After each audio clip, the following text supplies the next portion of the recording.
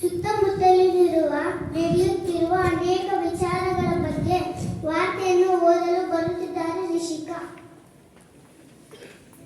ಎಲ್ಲರಿಗೂ ಬೆಳಗಿನ ಶುಭೋದಯಗಳು. ನನ್ನ ಹೆಸರು ರಿಷಿಕಾ. ನಾನು 1ನೇ ತರಗತಿ ಎ ವಿಭಾಗದಲ್ಲಿ ಓದುತ್ತಿದ್ದೇನೆ. ವಾರ್ತೆಗಳ ವಿವರ. ಮುಡ ನಿವೇಶನ ಹಂಚಿಕೆಯ ಪ್ರಕರಣ ಜಾರಿ. ಕೋರ್ಟ್ ಮಧ್ಯಂತರ ತಡೆ.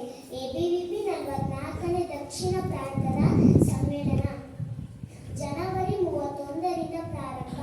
ಸಂವಿಧಾನವನ್ನು ಗೌರವಿಸಲು ಸಲಹೆ. ನಾಡದೇವಿ ಭುವನೇಶ್ವರಿಯ 25 ಅಡಿ ಎತ್ತರದ ಕಂಚಿನ ಪ್ರತಿಮೆ ಅನಾವರಣ. ಶುಂಠಿ ಬೆಳೆ ಕುಸಿತಕ್ಕೆ ರೈತರ ಕಂಗಾಳು. ಅಮೋಘ ಶತಕ ಗಳಿಸಿದ ಕೃಷ. ಕರ್ನಾಟಕ ತಂಡದಲ್ಲಿ ರಾಹುಲ್ಗೆ ಸ್ಥಾನ. ಧನ್ಯವಾದಗಳು. ಧನ್ಯವಾದಗಳು ರಿಷಿಕಾ. ನಮ್ಮ ರಾಷ್ಟ್ರ ನಮ್ಮ ಹೆಮ್ಮೆ. ಪ್ರತಿದಿನ ನಮ್ಮ ರಾಷ್ಟ್ರಧ್ವಜಕ್ಕೆ ಕೃತಜ್ಞತೆಗಳನ್ನು ತಿಳಿಸಿಕೊಡಲು